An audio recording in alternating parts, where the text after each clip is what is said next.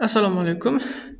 Vocabulary.com veb-saytida 150 words every 5th grader should know ro'yxatidagi so'zlarni o'rganishni davom ettiramiz.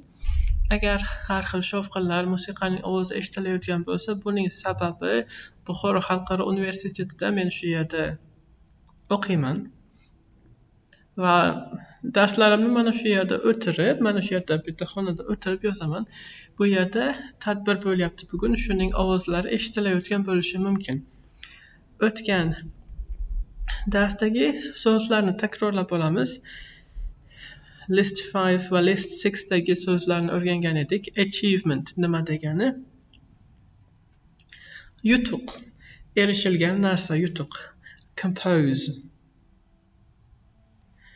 tuzmoq. Bu asosan matn yoki musiqa tuzish uchun ishlatiladi. Mana shu ma'nolarda ishlatiladi. Extraordinary, o'zgacha, ajoyib. Gape, qaramoq, tikilmoq. Gleeful, xursand. Identify, aniqlamoq. Mana shu narsa, mana bu odam, mana bu deb aytib bermoq. Persuade, ko'ndirmoq. Predict,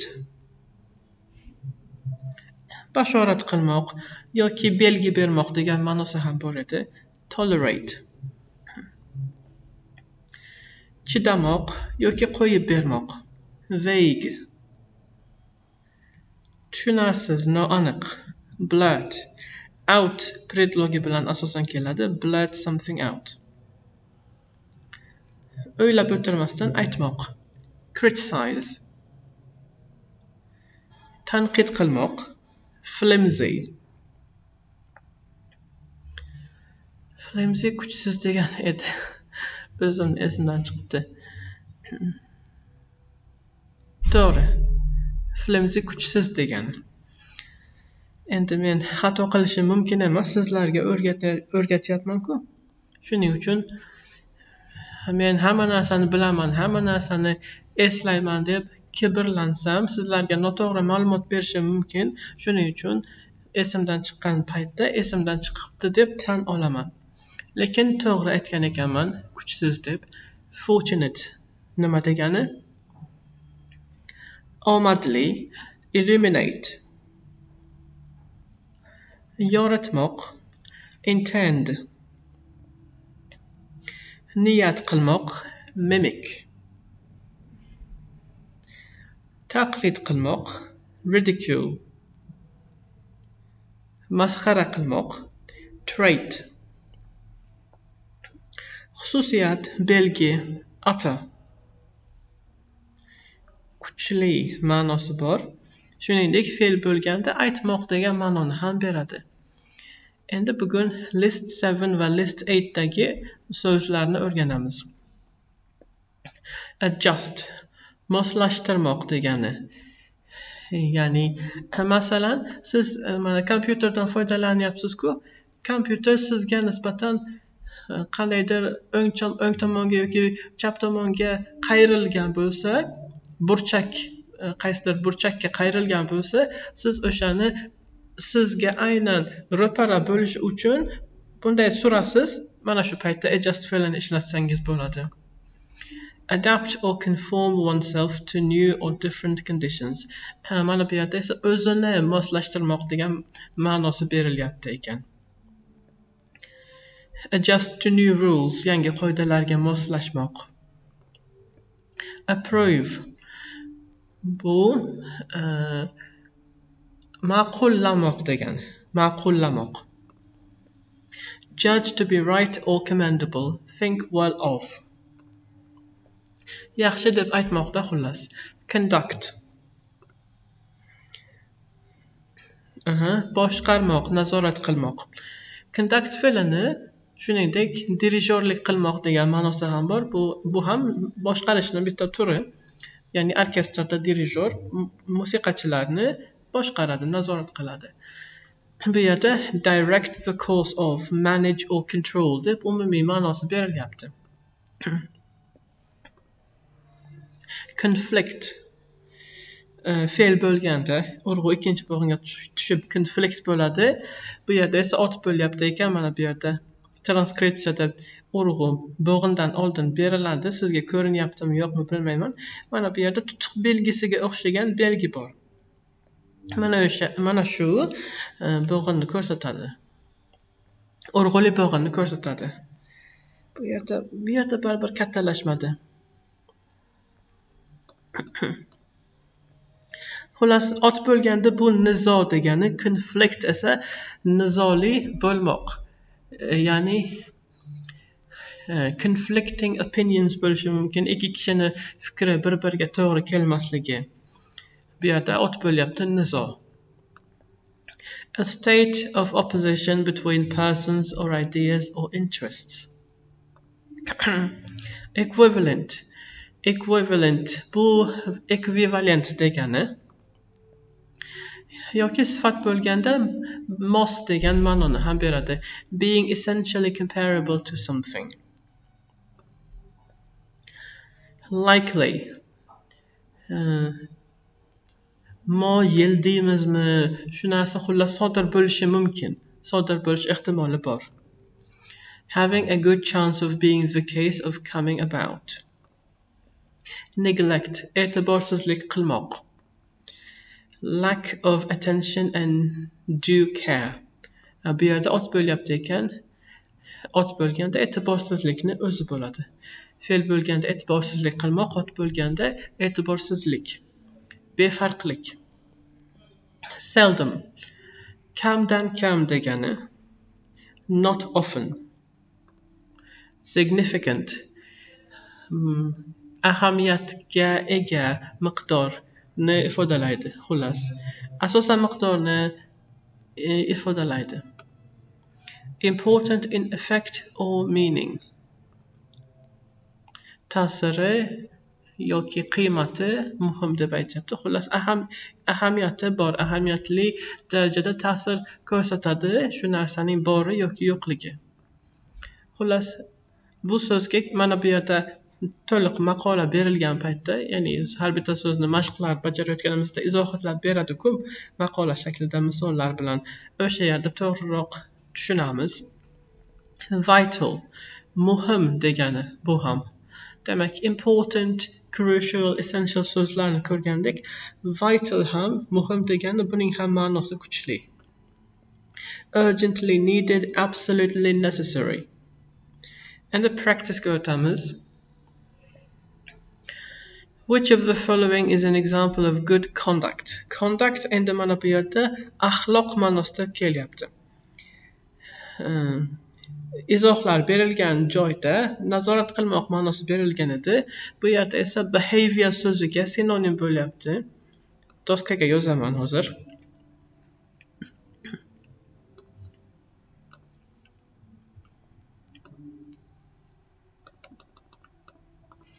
Demak, behavior axloq degani, bunga sinonim bo'ladi o'sha conduct so'zi. Ot bo'lganda urg'uni birinchi bo'g'inga qo'yamiz conduct, fe'l bo'lganda conduct. Demak, yaxshi xulqning misoli: eating vegetables, saying please, think carefully, taking showers. Demak, yaxshi xulqli odam mana shu bisi to'g'ri.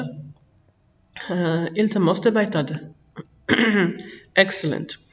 The noun conduct refers to behavior, like how students are rewarded for good conduct. The verb conduct means carry something through, as in to conduct a survey. Mana bu yerda endi bu nazorat qilmoq ma'nosida ham emas, axloq ma'nosida ham emas. Bu misolda o'tkazmoq ma'nosida kelyapti. To conduct a survey, so'rovnoma o'tkazmoq. Ya'ni odamlarni yig'ib, shunga rozi bo'ladigan odamlarni yig'ib, qo'llariga anketalar, so'rovnomalar berib, ularning so'rovnomaga javoblarini yig'ib olmoq. Telegramda ham so'rovnomalar bo'ladi-ku. O'sha poll. O'zbekchasi nima?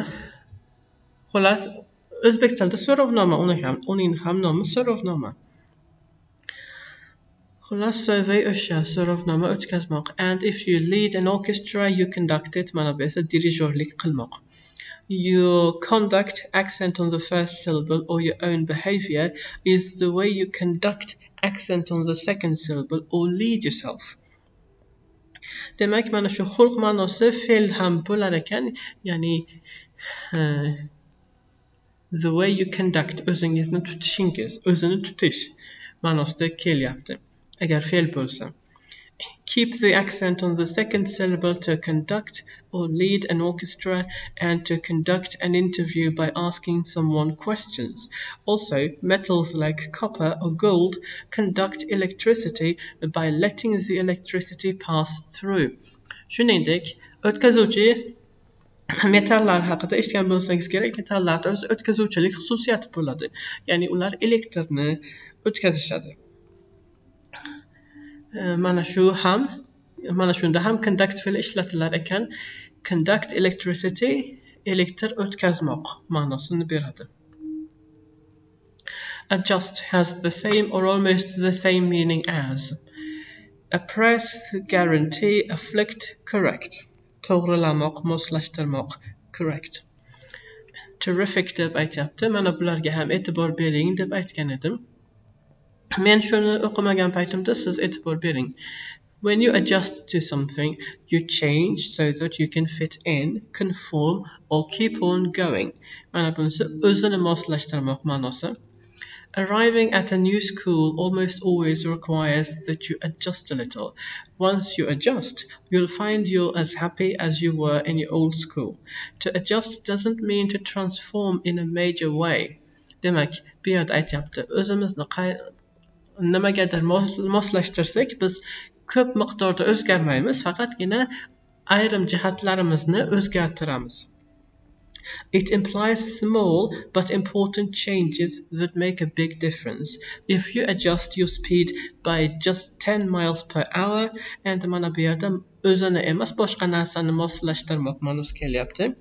Tezlikni mashina haydayotganda speedometrdagi tezlikni o'sha tezlik chekloviga moslashtirmoq. You'll get more than 50 more miles per fill up. You speed by just 10 miles per hour. Gapning ikkinchi qismini tushunmadim to'g'risi. You'll get more than 50 more miles per fill up. Tushunmadim. Ya'ni mana o'zim bundan bitta ma'no tushunyapman, lekin o'sha ma'no to'g'rimi yo'qmi bilmayapman. Agar mashinani qaysidir tezlikda haydalsa,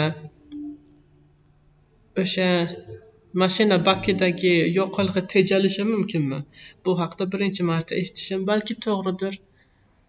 Balki men rostdan ham gapni noto'g'ri tushunayotgandirman. You can adjust your hair to make it fancier. You can adjust your lifestyle to make it more sober. Sochimizni yaxshiroq ko'rinishi uchun moslashtirishimiz, ya'ni turmaklashimiz mumkin ekan. Hayot tarzimizni agar biz o'zgartirsak, ya'ni ichish va chekishni tashlasak, bizning hayotimiz sober bo'lar ekan. Sober mast emas degani o'zi. Ya'ni hayotimiz agar more sober, bu yerda qiyosiy darajada kelyapti sifat. More sober, ya'ni ichkiliksiz va nikotinsiz hayot. Or you can adjust your attitude to make yourself less annoying. Yoki o'zimizning odamlar bilan gaplashganimizda tonimizni o'zgartirsak, biz ularni jig'iga tegmas ekanmiz. You used to have to adjust your TV antenna to get a better picture. Mana men aytgan misol, kompyuter misolida aytdim-ku, bu yerda antennani surib, moslashtirmoq, burab moslashtirmoq ma'nosini beryapti. Bu albatta eski televizorlar uchun. Hozir bu unchalik muhim ahamiyatga ega emas, chunki menimcha hozirgi televizorlarni antennasi yaxshiroq ishlaydi, signalni yaxshiroq oladi. Ask your mom, oyingizdan so'rang bu haqda deyapti. O'zimiz ham bilamiz. Men ham ko'rganman antennani. Buralmasa televizor yaxshi ko'rsatmasligini. Of the following, whose behavior conflicts with the law? A judge, a criminal, a victim, a police officer. Kimning o'zini tutishi qonunga to'g'ri kelmaydi? Albatta, jinoyatchining, sudyaning, jabrlanuvchining, politsiyachining xulqi emas. Good work. A conflict is a struggle or an opposition. If you and your best friend both fall in love with the same person, you will have to find some way to resolve the conflict. Yana bitta qalampirli misol berilyapti bu yerda. Agar do'stingiz va siz bitta kishini sevib qolsangiz, unda bu nizoni hal qilishning yo'lini topishingiz kerak degan. Conflict comes from the Latin word for striking, but it isn't always violent. Conflict can arise from opposing ideas. Fikrlarning bir-biriga mos kelmasligi. If you want to turn your empty lot into a community garden, but your wife envisions a shooting range. Demak, sizga tegishli bo'lgan yer maydoni bor. Yer maydonida bo'sh joy bor. O'shani siz mana shu mahalla uchun bog'ga aylantirmoqchisiz, ya'ni odamlar kelib, o'tirib dam olishlari mumkin bo'lgan joyga almashtirmoqchisiz. Lekin aytyapti, xotiningiz boshqa narsani ko'ryapti o'sha joy uchun. A shooting range deyapti. Buni nimaligini bitta ko'rib olaylik.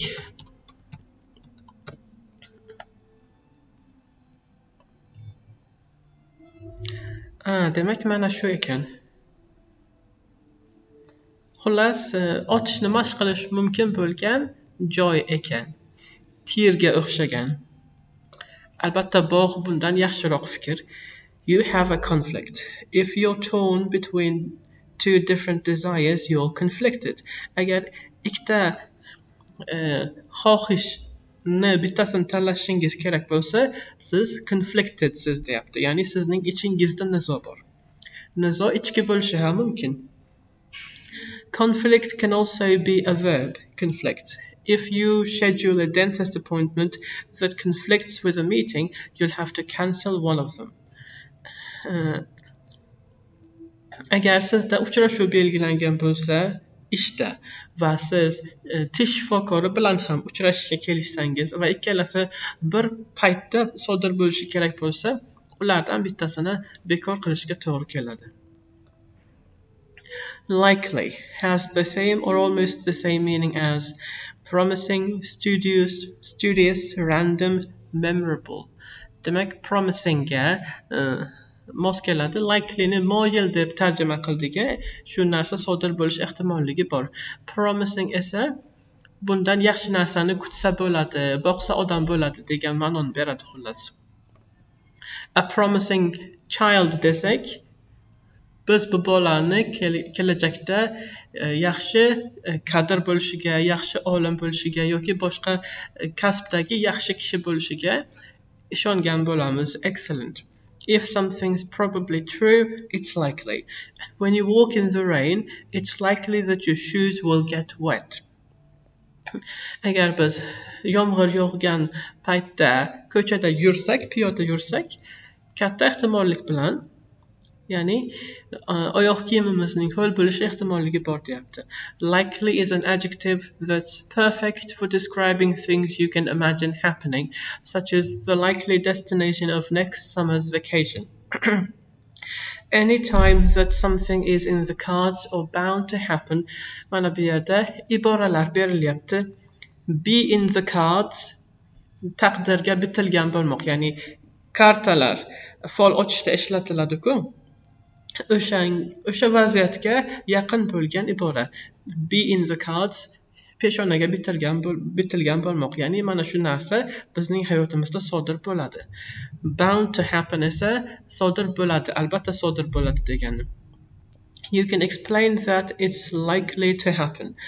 Though it's rarely used this way today in American English, one meaning of likely since the 15th century has been good looking or attractive. Demak, likely so'zining chiroyli degan ma'nosi ham bor ekan, lekin bunisi kam ishlatilar ekan American Englishda deb aytyapti. Significant has the same or almost the same meaning as external, substantial, wealthy, split. Substantial bo'ladi. Wonderful. Use the adjective significant to describe something that is important. Your significant other means the person who's most important in your life. Significant other so'z birikmasi berilyapti. Bu umr yo'ldoshi degani. Ya'ni significant ma'nosi mana shu muhim degan ma'noni beradi. Aytganimdek. A significant result in a scientific study is a result large enough to matter. Endi mana bu yerda miqdor ma'nosi ham qo'shilgan. Katta ahamiyatga ega bo'lgan natija ilmiy tadqiqotda mana bu yerda bu yetarlicha katta e'tiborga olinishi, nimanidir o'zgartirish uchun. A less common meaning of significant is to describe something that has a special or hidden meaning. Significant so'zining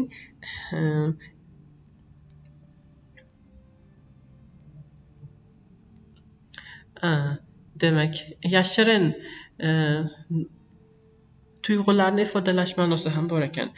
Yashirin nimanidir ifodalash. A significant smile can convey feelings or information without words. Demak, qandaydir jilmaysak biz, qandaydir tarzda jilmaysak, bu his tuyg'ularni yoki ma'lumotni so'zlarsiz yetkazib berar ekan. This adjective is from Latin significans, from significare. Demak, significare fe'lidan significans oti yasalgan ekan lotin tilida, o'shandan kelib chiqqan ekan. To signify, yetkazib bermoq degan ma'nodan kelib chiqqan ekan. Shuning uchun mana bu ma'nosi borda.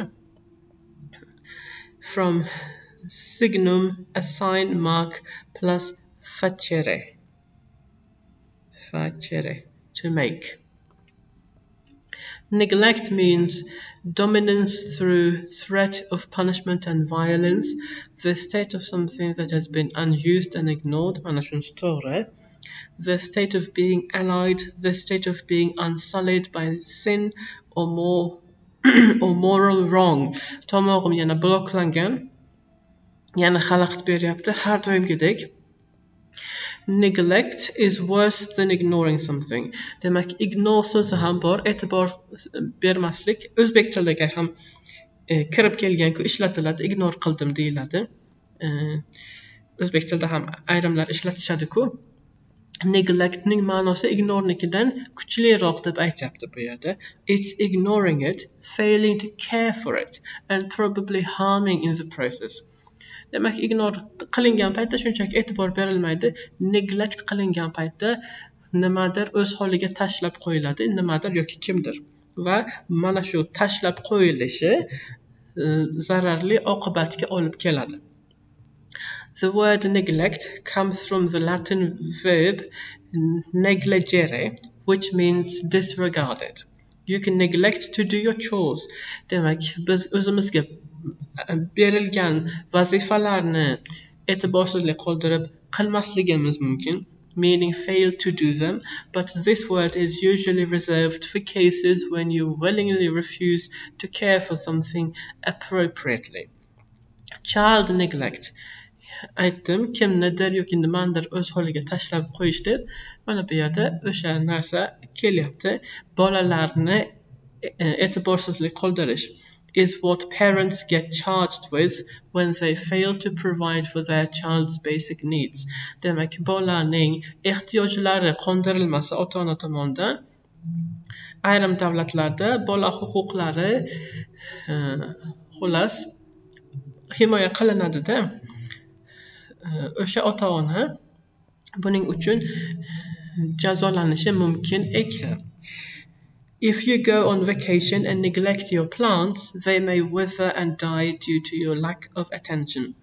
Demak, biz dam olishga, sayohatga ketib, uyda o'simliklarimiz qolib ketsa, bu yerda o'simliklar deyapti, uyda hayvonlar ham qolib ketishi mumkin, uy hayvonlari. ya'ni biz qaytib kelgunimizcha ularga qaraydigan odam bo'lmasligi mumkin. Bunda o'sha o'simliklar quriydi. Hayvon esa endi hayvonni ham agar kimgadir topshirib ketmagan bo'lsak, shunga qarab tur deb, u ham qaytib kelgunimizcha bu olamda bo'lmaydi. Equivalent means a person or thing that corresponds to another in value or measure. Mana shunisi to'g'ri. Excellent. If two things are basically the same, you can say that they're the equivalent of each other. Ekvivalent so'zini aytyapmiz, o'zi o'zbek tilida ishlatiladi, lekin bu o'zi nima ekanligini bilmasligingiz mumkin. Mana ingliz tilidagi so'zni olsak, apple so'zi. O'zbek tilidagi olma mana shuning ekvivalenti bo'ladi. Ekvivalent tarjima bo'lishi mumkin. Ya'ni apple olma misolida yoki boshqa bir-biriga mos keladigan narsalar bo'lishi mumkin. Like studying advanced physics is the equivalent of banging your head against the wall. Bu yerda yana bitta misol aytyapti. Agar biz oliy fizikani o'qisak, bu xuddi boshimizni devorga urgandek gap ekan. Ya'ni bu qiyin, juda qiyin, boshni og'ritadi. Bosh og'ritadi, o'zbek tilida bosh og'ritadi deymiz-ku, boshimizni devorga ursak ham og'riydi. Mana shu bularning bir-biriga mosligi, ekvivalentligi. Equivalent Latin roots are equal and value. Demak, bu Latin tilidagi ikkita so'zdan kelgan ekan. Equal teng degani, value miqdor, yo'q, qiymat degani, value qiymat, teng miqdor. Which suggests that the word originally was used to describe things that had the same value. Demak, boshida bu aynan bir xil qiymatdagi narsalar uchun ishlatilgan ekan bu so'z. Hozir ham agar tarjima bo'lsa, bular ham bir xil qiymatda bo'ladi. Yoki mana bu yerdagi kabi o'xshatishlar uchun ham ishlatsak bo'ladi. Now it can be used to describe things that have the same effect or importance or role. For example, England's parliament is the equivalent of America's Congress. Angliyaning parlamenti Amerikadagi kongressga ekvivalent deb aytyapti. Shunga mos bir-biriga, ikkalasi bitta vazifani bajaradi. It can also be used as an adjective. Eating a bowl of sugar pops for breakfast is equivalent to starting your day with 2 scoops of ice cream. Bu yerda yana bitta o'xshatish berilyapti. O'xshatish deyapman, lekin aslida bu mana bu misollar, bu yerdagi misollar aslida o'xshatish emas, analogiya deb aytilishi kerak. Analogy deyiladi. Analogy. O'xshatish deb aytdim, lekin aslida bular analogy, analogiyalar. Approve has the same or almost the same meaning as. Tomog'im yana bloklangan. Bloklamay ketsin. Advertise, adjourn, attempt, authorize. Demak, authorize so'zi ham approve ga synonym bo'lishi mumkin. Super. When you take your new love to meet your parents, you hope that they approve of your choice in partners. Agar siz o'zingiz sevgan kishini ota-onangiz bilan uchrashtirmoqchi bo'lsangiz, umid qilasizki, ularga o'sha kishi ma'qul bo'ladi. But when your date starts eating with his hands at dinner, chances are pretty slim. Lekin o'sha kishi, o'sha siz sevgan kishi boshqa irq egasi bo'lsa, boshqa millat egasi bo'lsa va ovqat paytida, kechki ovqat paytida qoshiq qolib, qo'li bilan ovqatlanishni boshlasa, bu sizning imkoniyatlaringizni, ya'ni mana shu ma'qullash ehtimolligini pasaytirishi mumkin deb aytyapti. Approve was first used like to mean prove or show. Think. Approve was first used like to mean prove or show. Mana shu ma'nolarda avval ishlatilgan deb aytyapti, isbotlamoq yoki ko'rsatmoq. Think, the proof is in the pudding. Now, approve means to officially agree. You might need the principal to sign off on or approve any purchase of new materials for the classroom. Demek tasdiqlab bermoq, ma'qullab bermoq, imzo qo'yish orqali. Congress can also approve a bill or budget in this way.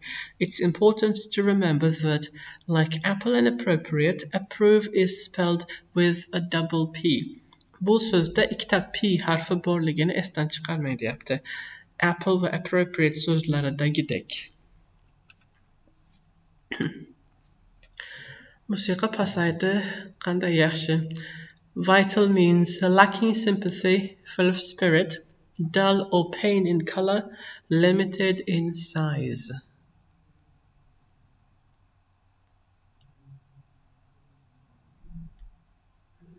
Muhim degan ma'noga bularni hech qaysi to'g'ri kelmayapti. Lacking sympathy emas.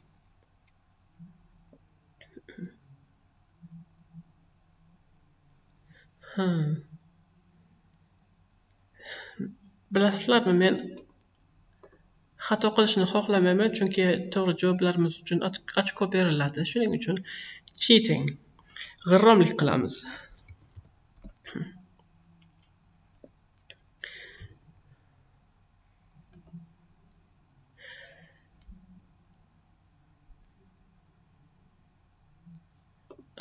Full of spirit.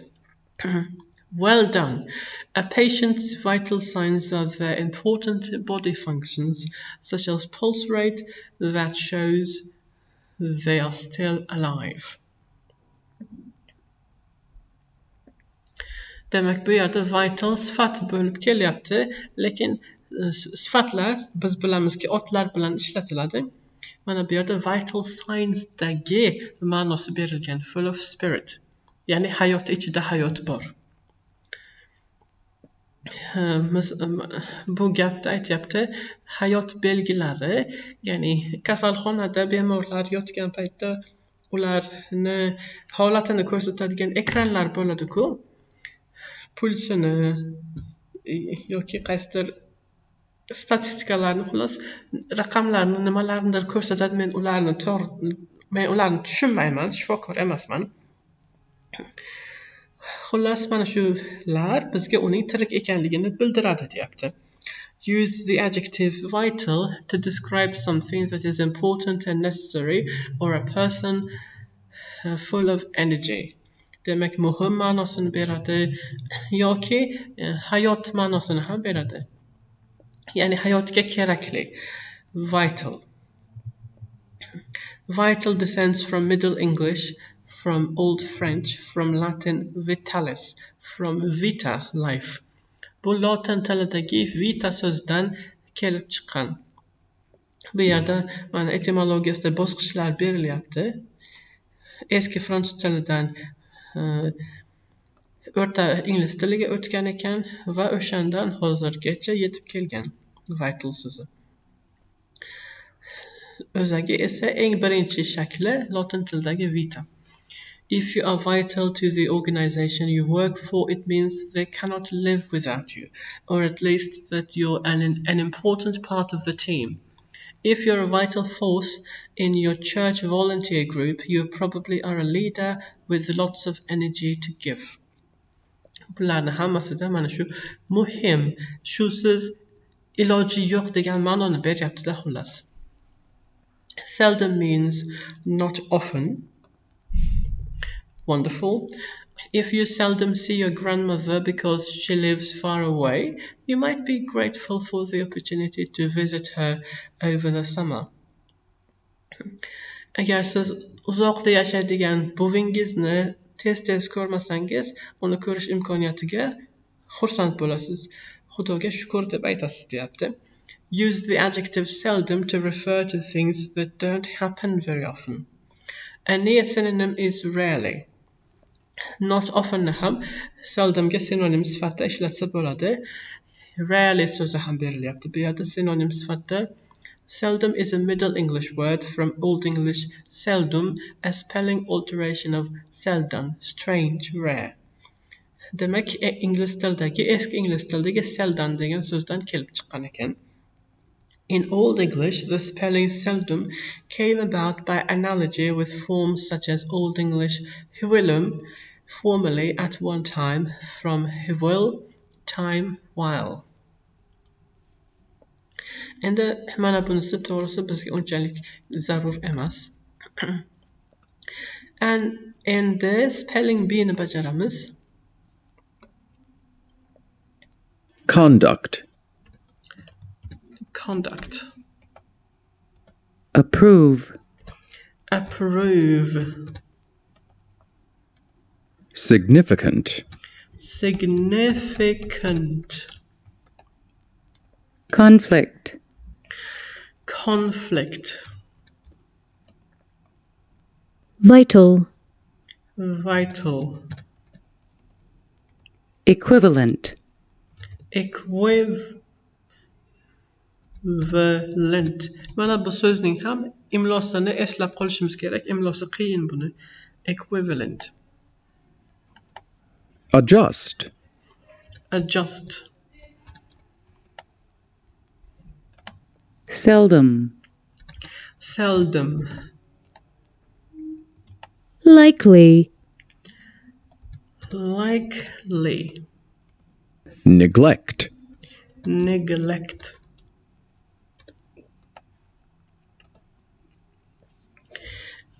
Endi list 8 dagi so'zlarga o'tamiz.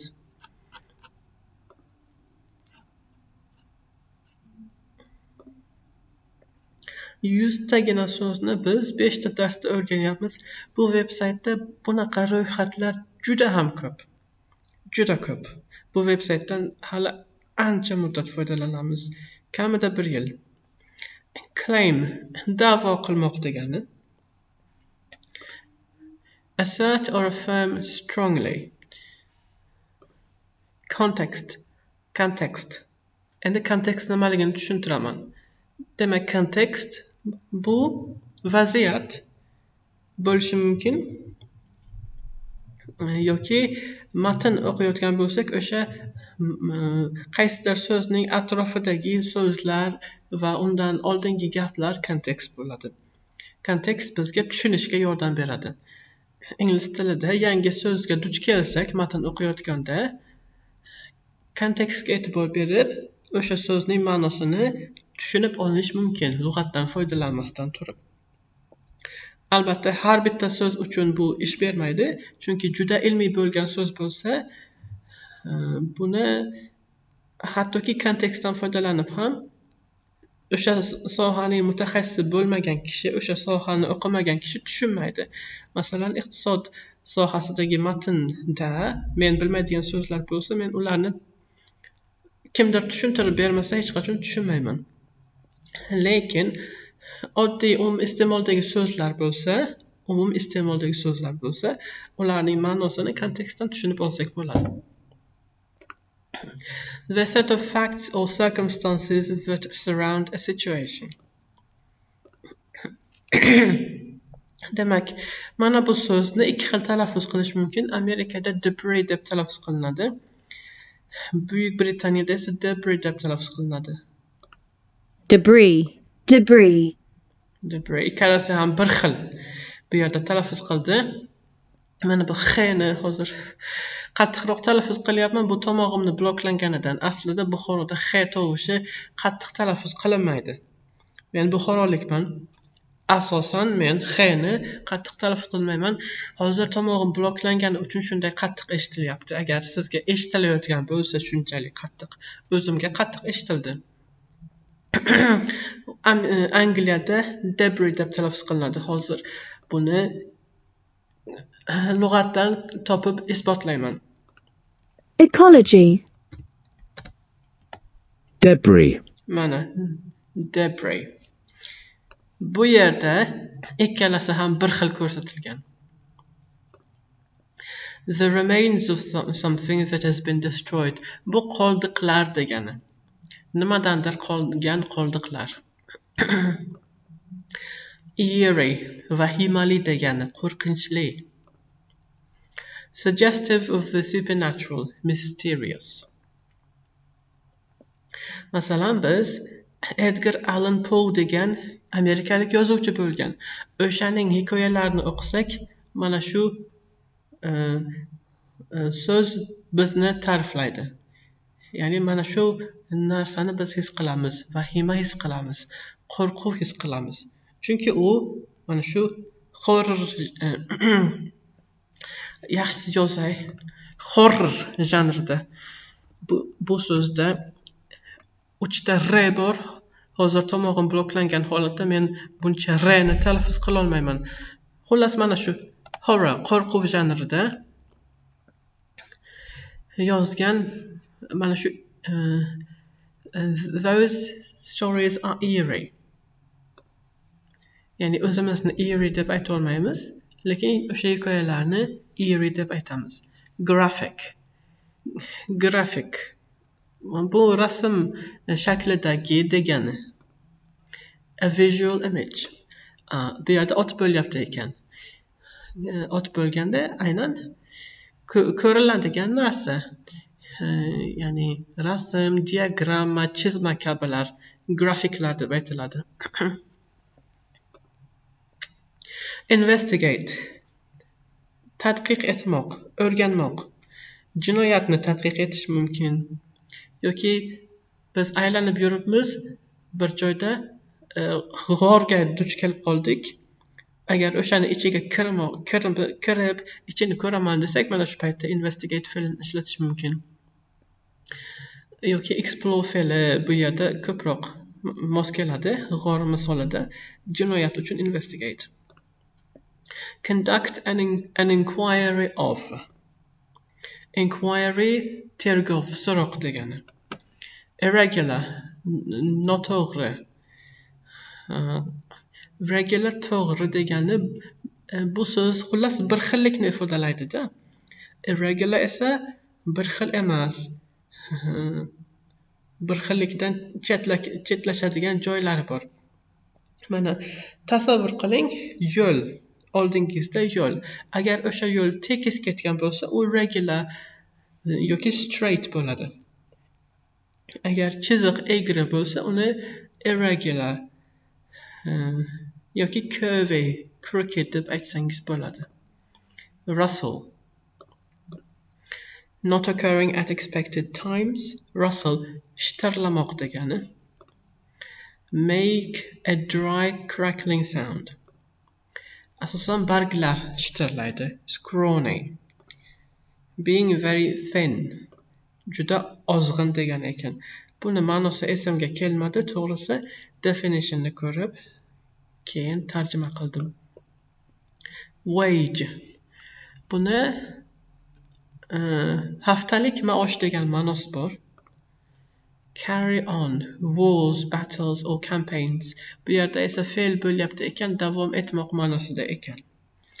Maosh ma'nosida ko'plikda ishlatiladi wages. Bu kunlik yoki haftalik beriladigan pul. Oylik pul esa salary deyiladi. Salary yozaman doskaga. Salary. Bu oylik pul.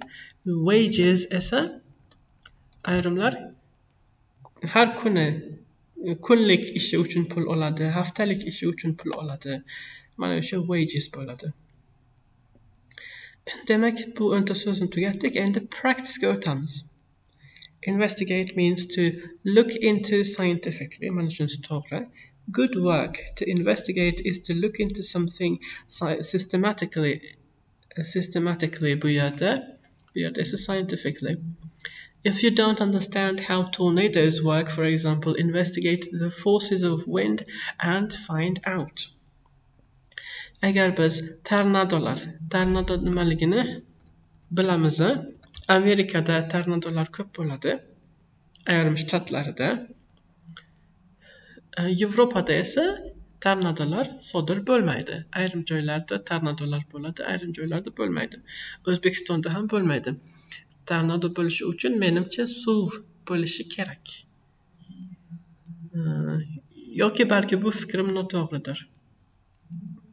Xullas, tornado o'zi juda tez aylanayotgan, vayronkor qobiliyatga ega bo'lishi mumkin bo'lgan shamol. Demak, bu yo'lda uchragan narsani shamol bu aylanayotgan shamol tez aylanib, ya'ni o'sha yo'ldagi narsani qo'porib oladida aylanayotgan bo'lgani uchun. Mana shu tarzda vayron qiladi.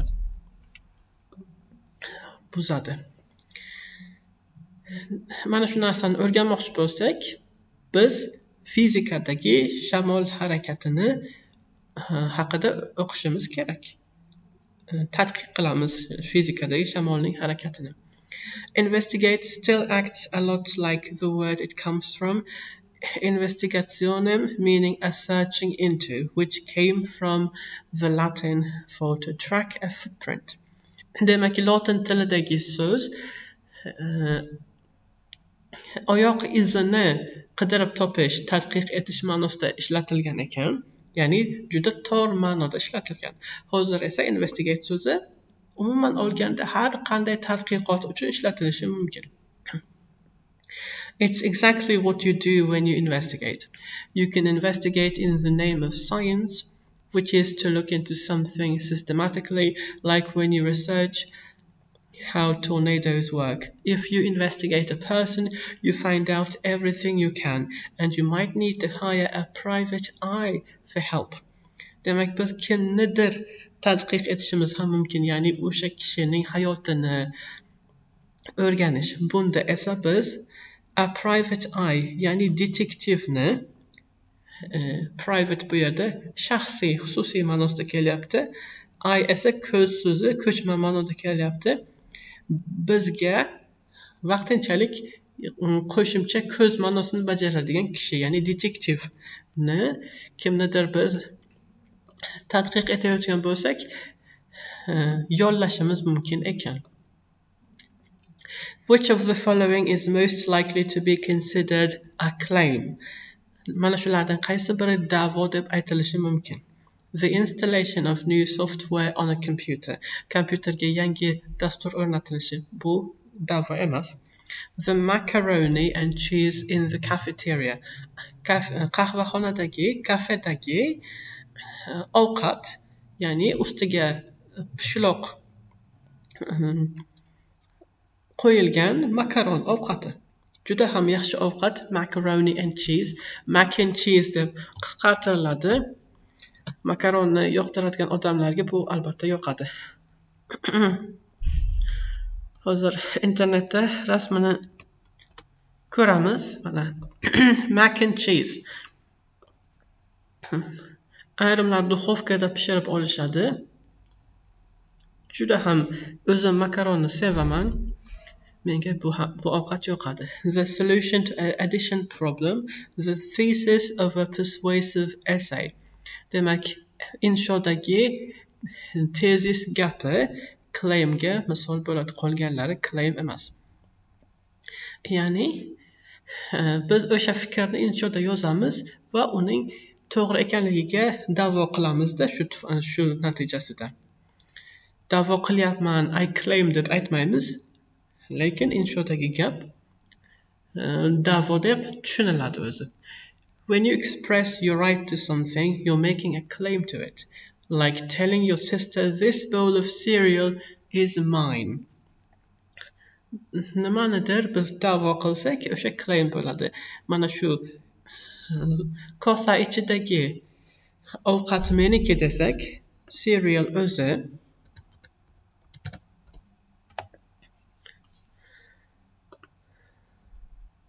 Buxoroda bularni kukuruzcha yoki pichinacha deb aytiladi.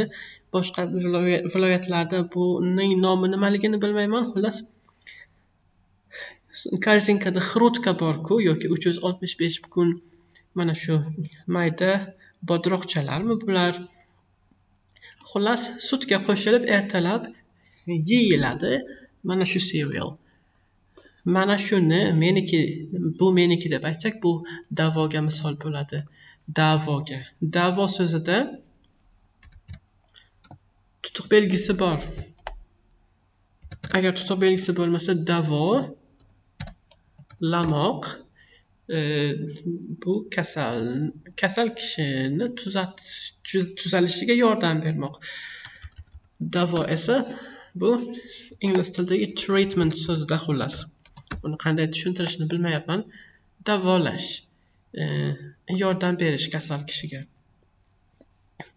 A claim is when you express your right to something that belongs to you, like your medical records or the deed to your home. The deed to your home. Deed so'zining mana bu ma'noda ishlatilishini avval ko'rmaganman. Endi bu nima bo'ladi? The deed to your home bu uyning hujjatlarimi? Shunday bo'lsa kerak. Deed so'zining ish harakat ma'nosini bilar edim. When you make a claim or claim something, you're demanding it or saying it's true. People claim dependents and deductions on their taxes. Soliq haqida gap ketyapti. Bu gapni men tushunmadim chunki iqtisodchi emasman.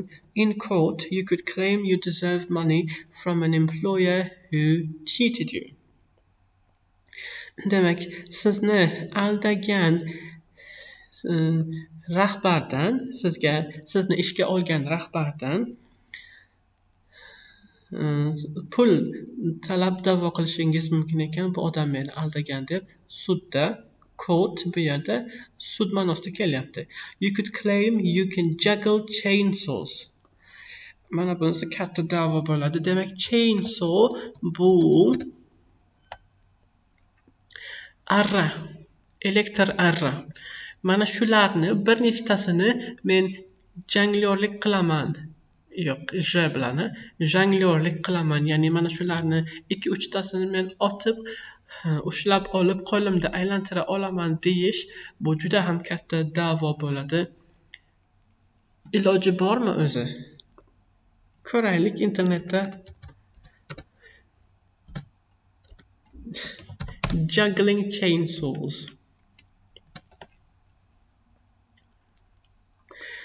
Endi bular haqiqiymi yo'qmi bilmayman. Chunki arra juda ham xavfli narsa-da.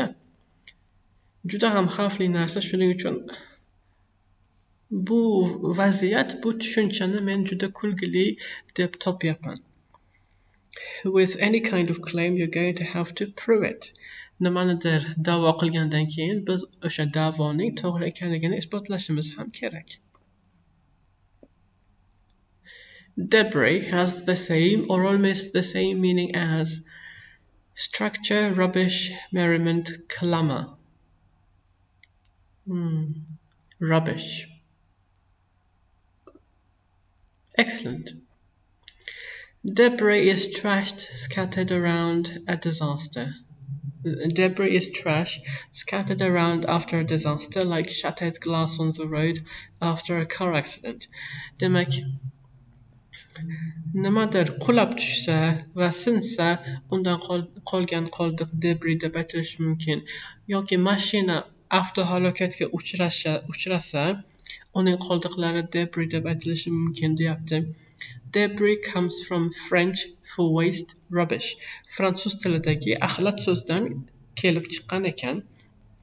Although debris usually refers to the trash left over after some kind of explosion or crash, it can also be what's on your floor after hosting a kids make your own pizza party.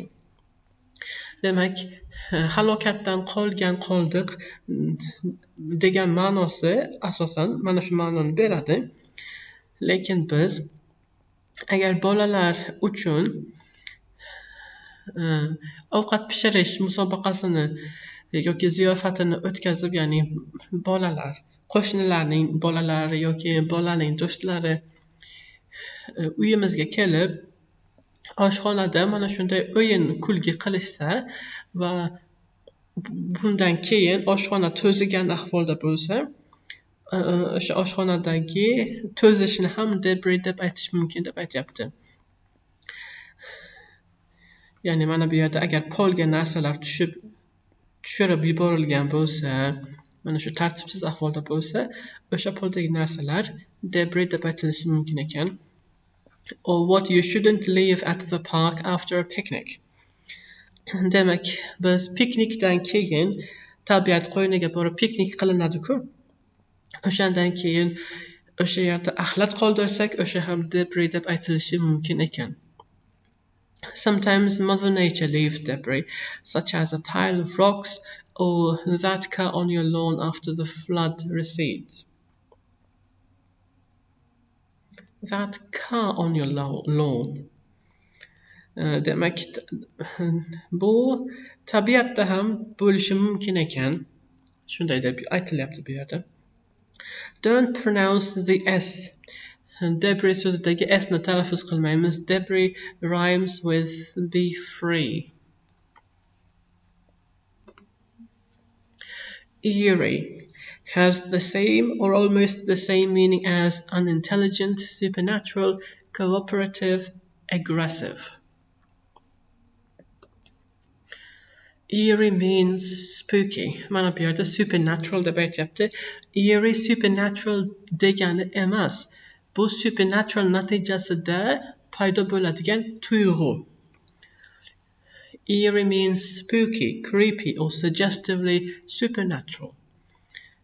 Demak, mana shu qo'rqinchli ma'nosini beradi. Spooky, creepy bular qo'rqinchli, vahimali degani. If it's eerie, it's sure to make the hair on your back, on the back of your neck stand up. Back in the 1300s, when eerie first came on the scene, it meant fearful or timid. Demak, 1300-yillarda, 14-asrda bu so'z ingliz tilida birinchi marta ishlatilishni boshlaganda, o'sha paytda qo'rqoq yoki faqir, ya'ni gapga bo'ysunadigan degan ma'noni bildirgan ekan. It took a good 500 years or so before it morphed into the adjective we know today.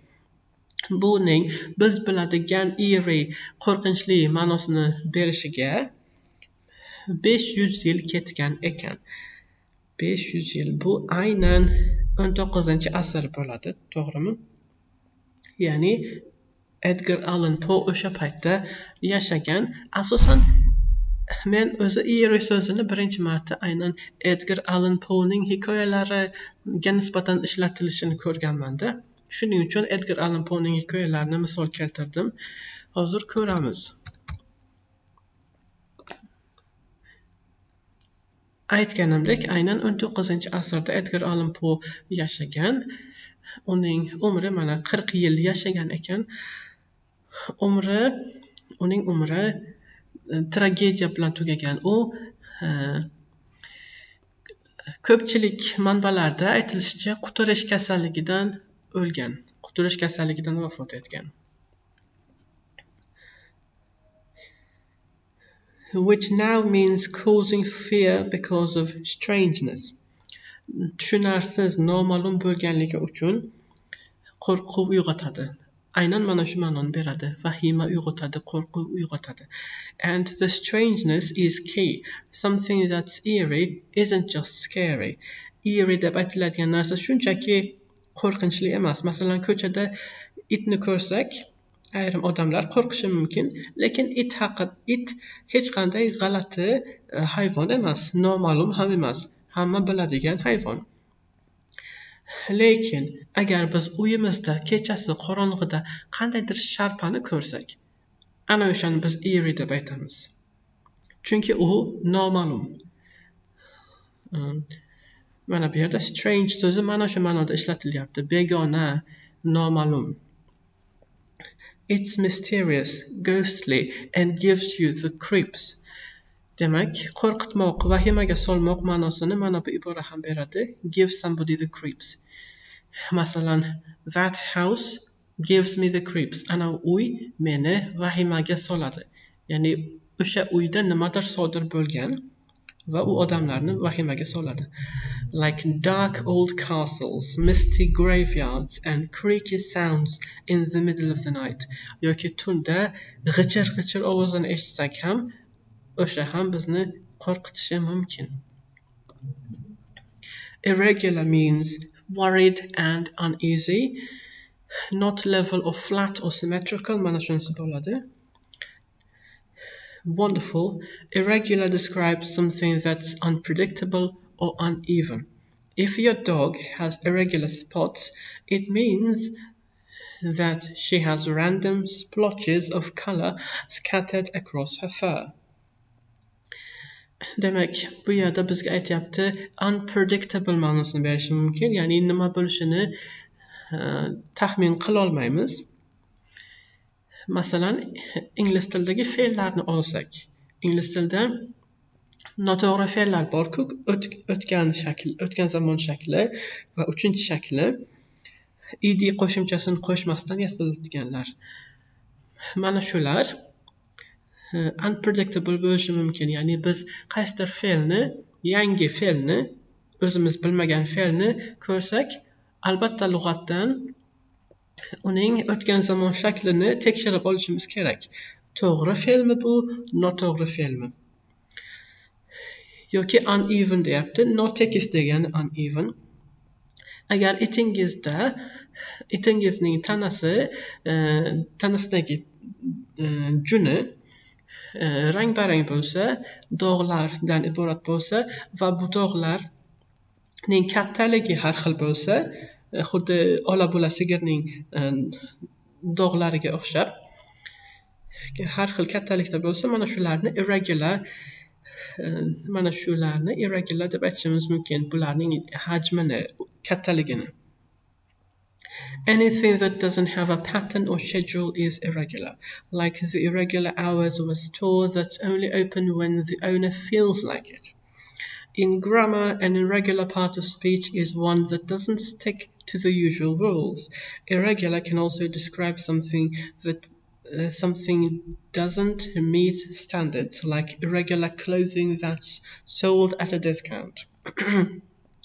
Irregular originally meant not in conformity with church rules. Demak, irregular so'zi birinchi ishlatila boshlaganda cherkov qoidalariga, ya'ni xristianlik dini qoidalariga mos kelmaydigan degan ma'noni anglatgan ekan. Scrawny has the same or almost the same meaning as curved, meager, sweet, tense, meager. Demak, scrawny so'zi ozg'in degan dedik, thin so'ziga sinonim bo'ladi dedik. Bu yerda meager so'zi ham berilyapti, demak bu ham shu ma'noda ishlatiladi. Scrawny is an insulting way to describe someone who is very thin and weak. You might be surprised by how lifting weights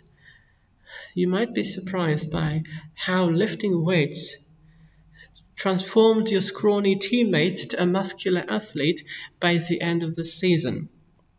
Demak, lifting weights bu yuk ko'tarish, shtanga va ganchalar ko'tarish degani. Mana shu natijasida ozg'in bo'lgan kishi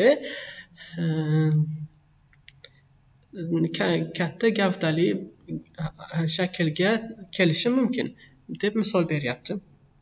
The adjective scrawny can describe a small, underweight body, but it can also describe anything that's not very big or well-made. A scrawny tree that never gets any taller or fuller, or a scrawny audience that disappoints the band because they were expecting a sold-out concert. Demak, scrawny so'zining ko'chma ma'nosi ham bo'lishi mumkin ekan. Konsert o'tkazilganda o'sha zal to'lmasa, mana shuni scrawny audience deb aytish mumkin ekan, ya'ni miqdori, soni kam bo'lgan auditoriya zaldagi. Scrawny may have come from the Old Norse word skraelna, to shrivel. Bu qadimgi Skandinaviya tilidagi bu til eski shimol tili deb aytiladi. Norse so'zi, ingliz tilidagi North. N-O-R-T-H so'ziga o'xshashligini bu yerda sezgan bo'lishingiz mumkin. Aynan Skandinaviya shimolda joylashgan-ku, Yevropaning shimolida. O'sha yerdagi xalqlarning daniyaliklar, hozirgi daniyaliklar, norvegiyaliklar va shvedlarning umumiy tili bir paytlar Norse deb aytilgan, eski shimol Skandinaviya tili. Mana shundan kelgan bo'lishi mumkin deyapti. Which of the following would most likely affect your wage? Your year of birth, your years of job experience, your marital status, your political party or affiliation. Maoshingizga shulardan qaysi biri ta'sir qiladi? Albatta, tajriba kam yoki ko'pligi ta'sir qiladi. Yoki mana bunisi ham bo'lishi mumkin menimcha. Qaysidir siyosiy partiyaga a'zolik.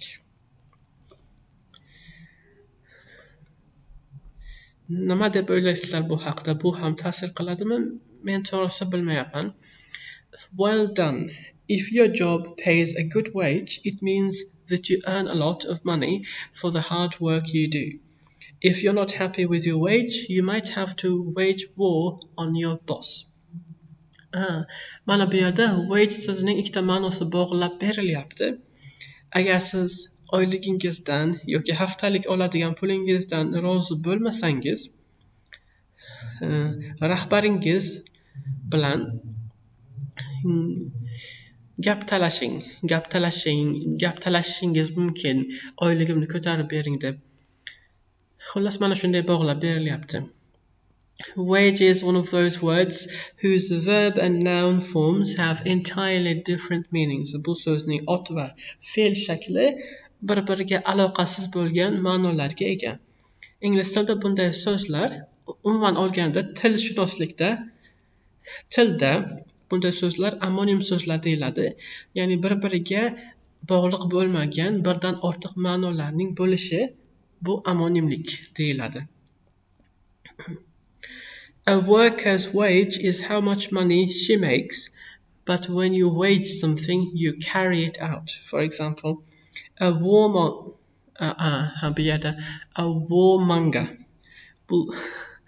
Bu so'zni borligini bilar edim, lekin deyarli hech qachon ko'rmayman, shuning uchun qanday talaffuz qilishni bilmay qoldim. Keyin tushundim. A warmonger, urush qo'zg'aydigan kishi degani, is someone whose primary goal is to wage wars.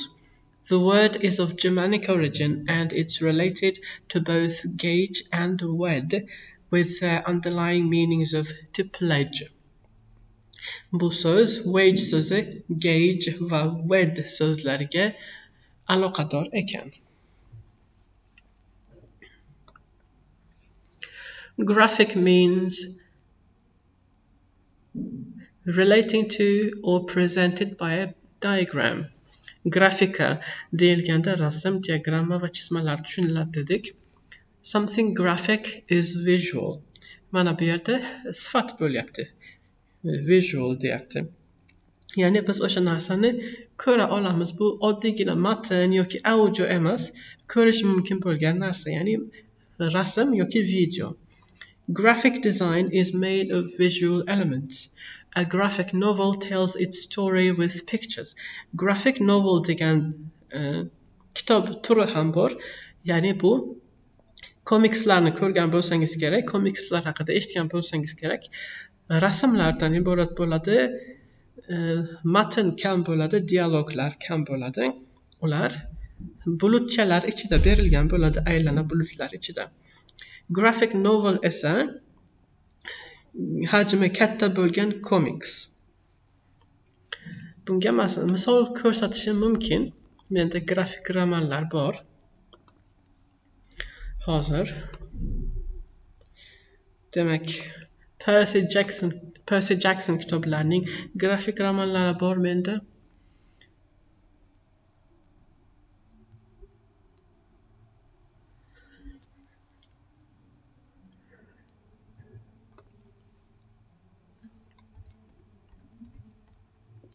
Mana rasmlar va dialoglar aylanalar ichida berilgan. And a story that is too graphic is too good at showing you things that are, for example, shocking or violent. Graphic so'zning yana bitta boshqa ma'nosi bor. Ko'rish kerak bo'lmagan narsalarni ko'rsatib beradigan degani, ya'ni bu juda ko'p miqdorda zo'ravonlik bo'lishi mumkin yoki boshqa narsa bo'lishi mumkin. ana o'shalarni ko'rsatadiganini ham graphic deb aytamiz. Derived from the Greek graphikos, meaning drawn or written, graphic shows up often before words such as design or art. There's debate over whether Norman Rockwell was a painter or just a graphic artist. In certain cases, usually involving loaded issues such as violence, graphic means overly clear in a visual way. Mana shu kabi narsalar, ya'ni violence yoki ko'rsatilgan bo'lsa, namoyon etilgan bo'lsa, mana shular uchun grafik sifati ishlatiladi. Ya'ni o'zbek tilida buni qanday aytsa bo'ladi? Ingliz tilida men buni yaxshi tushunaman nima ekanligini. Ya'ni biz kino ko'ramiz, o'sha kinoda kimningdir qo'li uzib tashlansa, nimadir natijasida ana o'sha grafik deb aytiladi. Ya'ni undan qon oqadi, biz qo'lning ichidagi suyakni va to'qimalarni ko'ramiz. Ana o'shani grafik deymiz. Gruesome slasher movies could be too graphic for some viewers, leaving them feeling sick to their stomachs. Demak, slasher janridagi kinolar bor, ya'ni bunda qotil bo'ladi va u ba'zan hech qanday sababsiz odamlarni o'ldiradi. Mana shu kabi kinolar kishini ko'nglini aynitadigan darajada grafik bo'lishi mumkin deyapti. Rustle means a light noise like the noise of qo'ng'iroq jiringladi. Universitetda 4-para tugadi. A light noise like the noise of leaves blowing in the wind. Shitirlamoq barglarga nisbatan ishlatiladi deb aytgan edim. Mana bu yerda ham aynan o'sha misol berilyapti. A rustle can be the dry sounds made by papers rubbing together or leaves crackling. It can also be the act of searching, stealing, finding food or making rustle sounds. Bundan tashqari bu barglarning shitirlashidan tashqari boshqa tovushlar uchun ham ishlatilishi mumkin deyapti. Biz nimadir qidirayotgan bo'lsak narsalarni, masalan, ovoz chiqaradigan narsalarni ko'tarib yoki xullas qidirish nima ekanligini bilasiz deb o'ylayman. Buni tushuntirishim shart emas. Nimadir o'g'irlasak ham rustle fe'lini ishlatishimiz mumkin ekan. Rustle has a whole lot of meanings. Walking home late at night, you hear a rustle behind you. Maybe it's just leaves, but you're spooked, so you rustle around in your knapsack, searching for a weapon. Demak, around so'zi bilan qo'shilsa, rustle around nimanidir qidirmoq degan ma'nosini berar ekan. Rustle around in your knapsack. O'sha ryukzagingizdan nimanidir qidirasiz. Agar sizni kimdir kuzatib kelyapti, orqangizda kimdir bor deb shubhalansangiz, o'zingizni himoya qilish uchun qurol axtarishni boshlaysiz deyapti. You turn and it's just a hungry friend. So you bring him home and rustle up some food from your cupboards. Rustle up ma'nosi degan up predlogi bilan ham ma'nosi o'zgarar ekan. Rustle up nimanidir topmoq degan ma'noni berar ekan. Rustle around qidirmoq, rustle up topmoq. Olmoq, topmoq. As your friend leaves, he rustles all your cows and takes them away. Endi mana bunisi menimcha rustle all your cows and take them away bunisi menimcha ship-shidon qilib ketmoq degan ma'noni bersa kerak, lekin men buni avval ko'rmaganman, shuning uchun internetdan qidiramiz. Rustle all your cows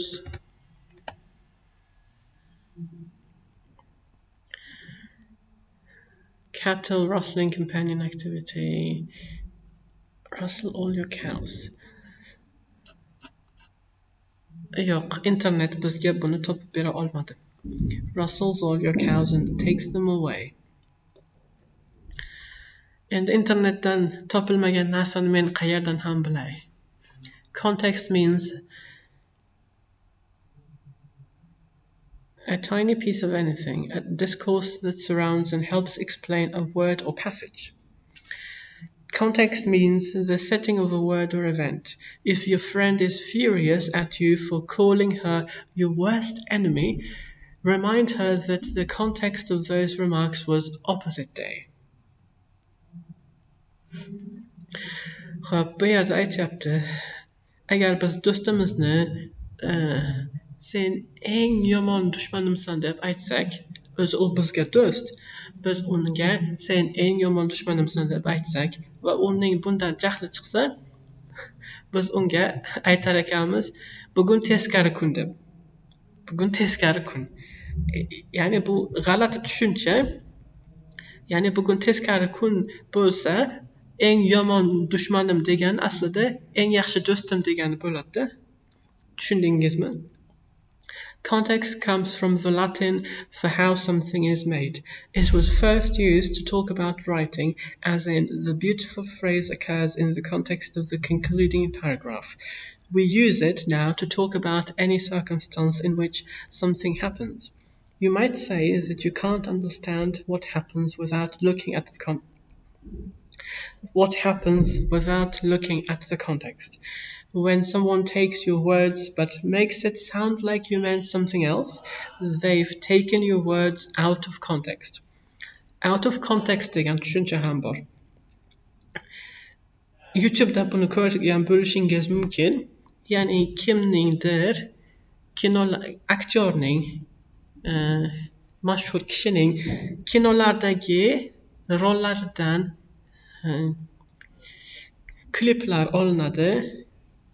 Ya'ni qisqa uzunlikdagi videolar qirqib olinadi. Bir nechta kinodan, bir nechta videodan, intervyulardan olinishi mumkin.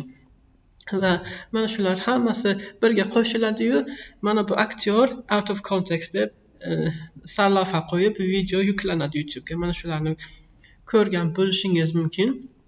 Ya'ni biz o'sha video klip qayerdan olinganini bilmaganimiz uchun biz uni tushunmaymiz va u bizni kuldirishi mumkin yoki o'sha kishiga nisbatan tuyg'ular uyg'otishi mumkin. Ya'ni masalan u kishining, o'sha odamning yomon gaplari yig'ilgan bo'lsa, biz o'sha odamni yomon ko'rib qolamiz. Aynan o'sha gap qaysi vaziyatda aytilganini bilmaganimiz uchun. Endi spelling bee'ni bajaramiz va shundan keyin bu darsimiz tugaydi. Uzoq davom etdi. To'g'risi gapiravergandan uzoq vaqt to'xtovsiz gapirgandan hozir og'zim charchagan. Nima dedi? Graphic. Graphic. Wage. Wage. Scrawny. Scrawny. Irregular. Irregular. Claim. Claim. Debris. Debris. Eerie. Eerie. Investigate. Investigate.